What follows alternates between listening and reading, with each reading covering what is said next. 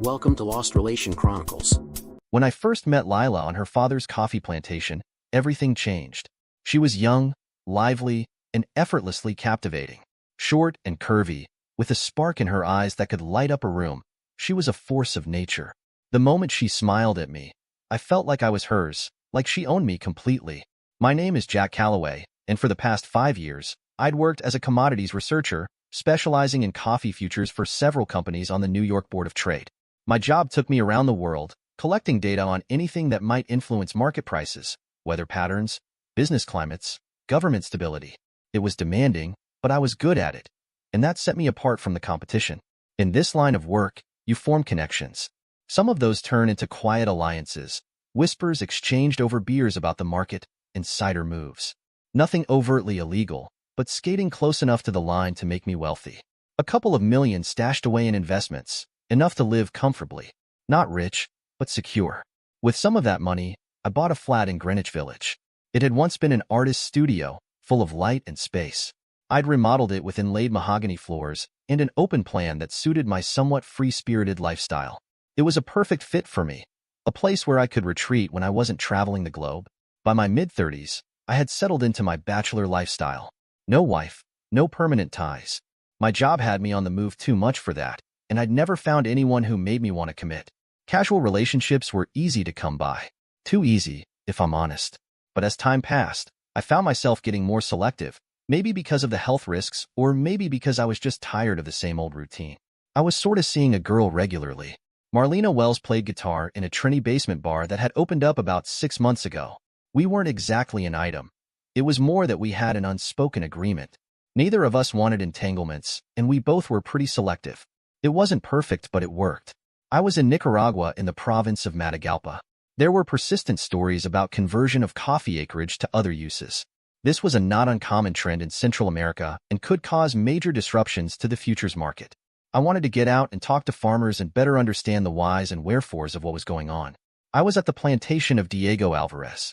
I had been his guest for about a week while he was showing me around some of the nearby plantations and getting me in to talk to the owners. I had met his younger brother in New York at a trade show, and we got on well. It was a great help to my research, and I made sure Diego knew how much I appreciated his help. We had been gone all day, and on the way, back stopped and had a couple of icy beers from a local bar that Diego frequented.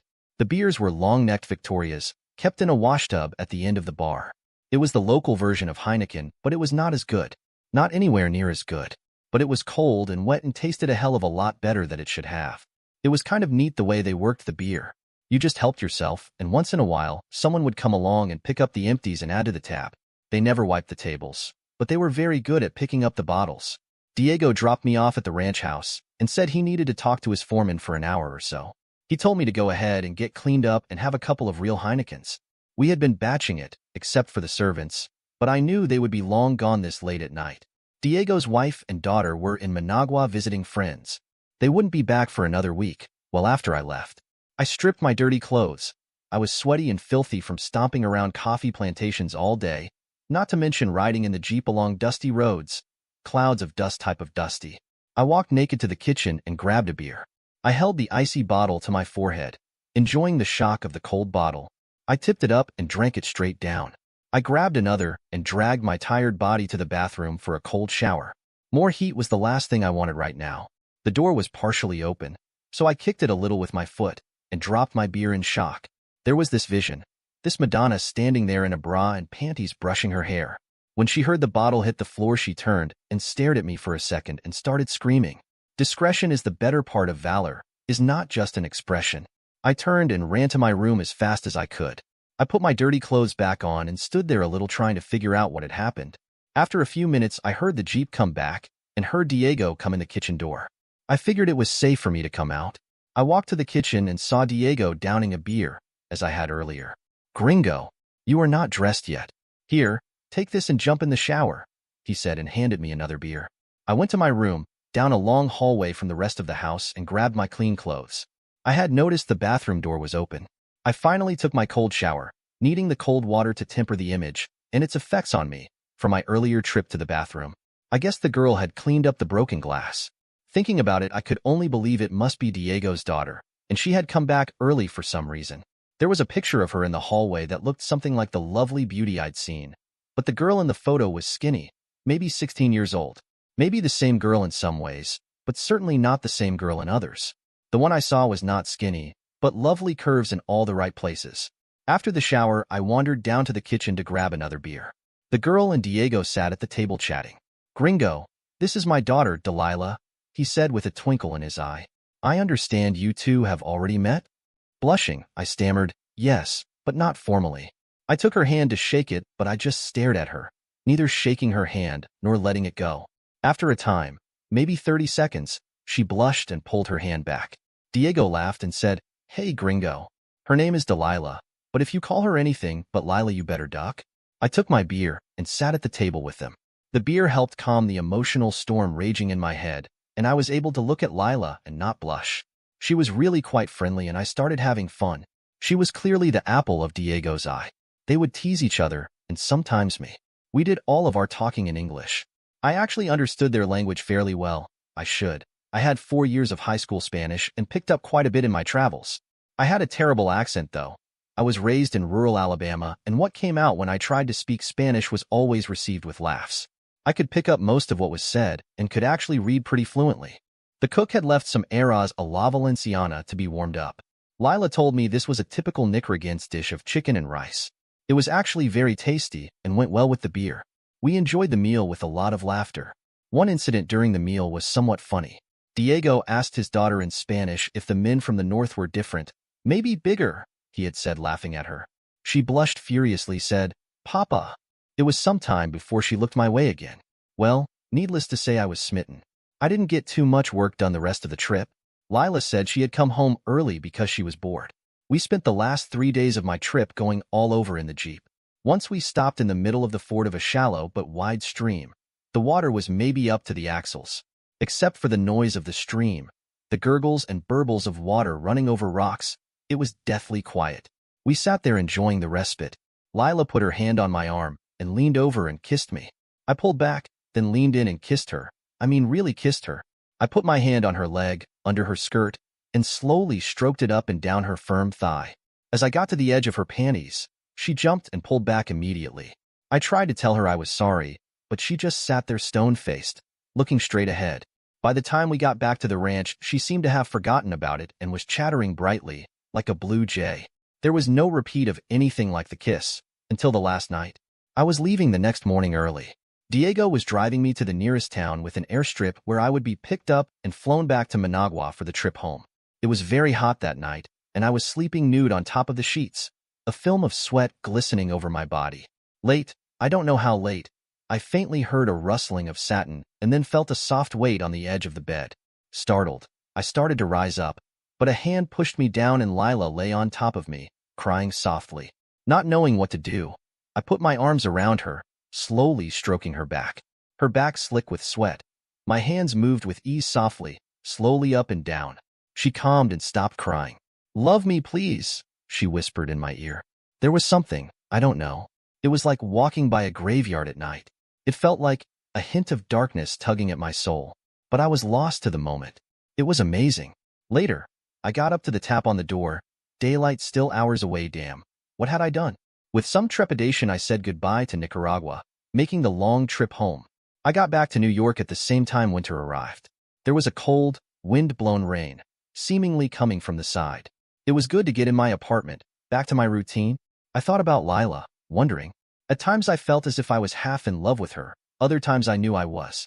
The rest of the time, I just felt guilty as hell for what I had done to her. I worked on my various reports for the Central American trip.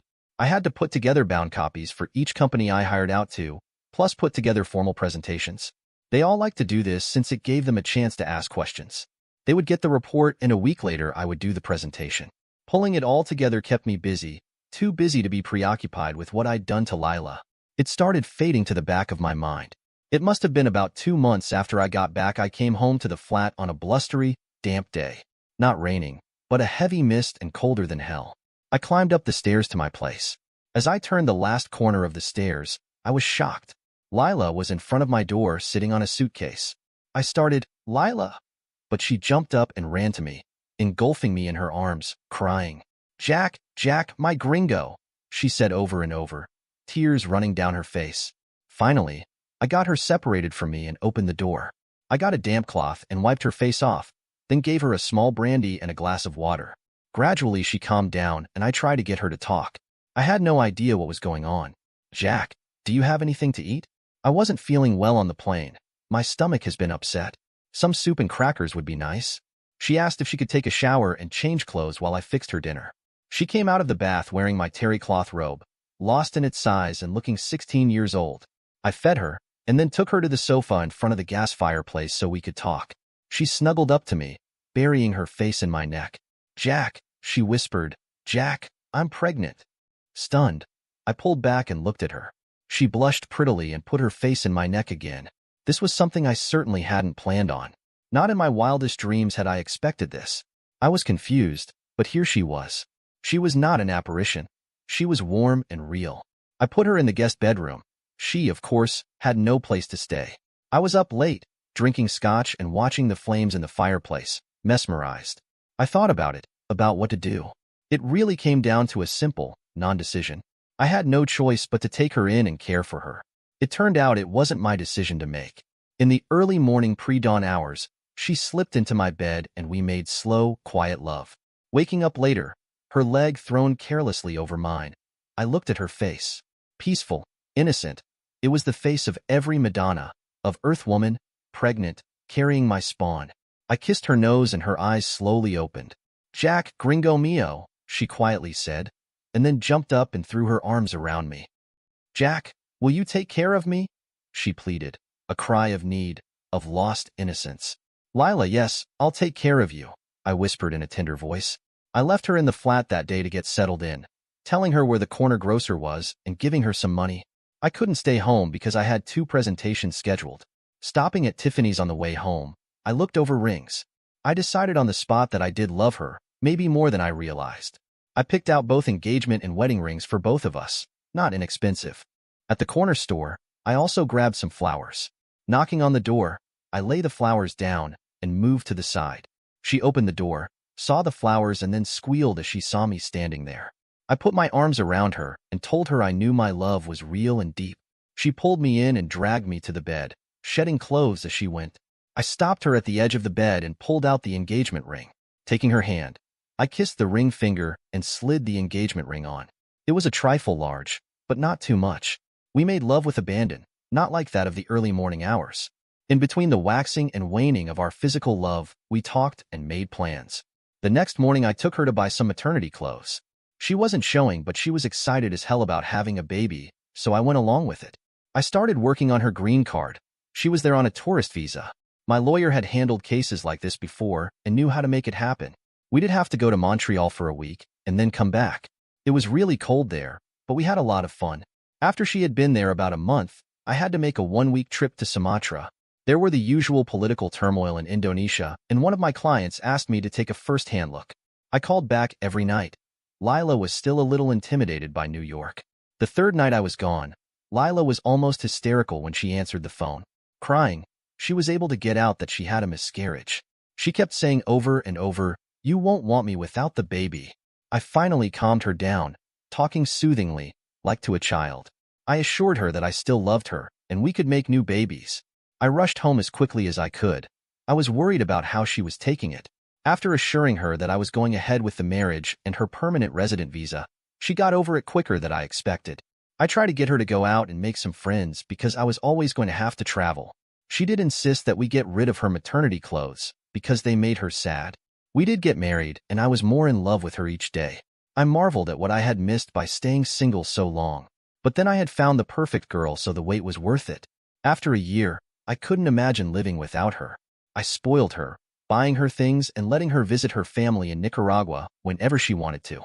Without my realizing it, these trips were for a longer period each time she went. One time she came back with another girl, Eva, her best friend. She said, "Querido, is it okay if she stays with us for a couple weeks? Her brother Alonso is coming up then, and they will get an apartment together." I didn't really care, so she stayed with us for a time. I saw a new side of Lila. With her friend, she was much more confident, more outgoing. I puzzled over this, but didn't think too much about it. I also noticed that when the two of them went out, to a movie or whatever, She dressed much less modestly. I didn't like this, but didn't want to say anything while her friend was staying in our apartment. The brother did show up as scheduled. I met him just the once when he came by to pick up his sister. He was tall for a Latin, with dark curly hair and handsome, I guess, in an intense way. I talked only briefly to him, but he seemed very political. I didn't ask, but I gathered he was with the remnants of the Sandinistas. Lila was gone all day helping them set up their apartment. We had our first argument that night. I was going out of town in a couple days and had wanted to spend the day together. We hadn't had much chance for real closeness while her friend was staying with us. Gringo, you are being silly. I give you all my love, but I need my friends.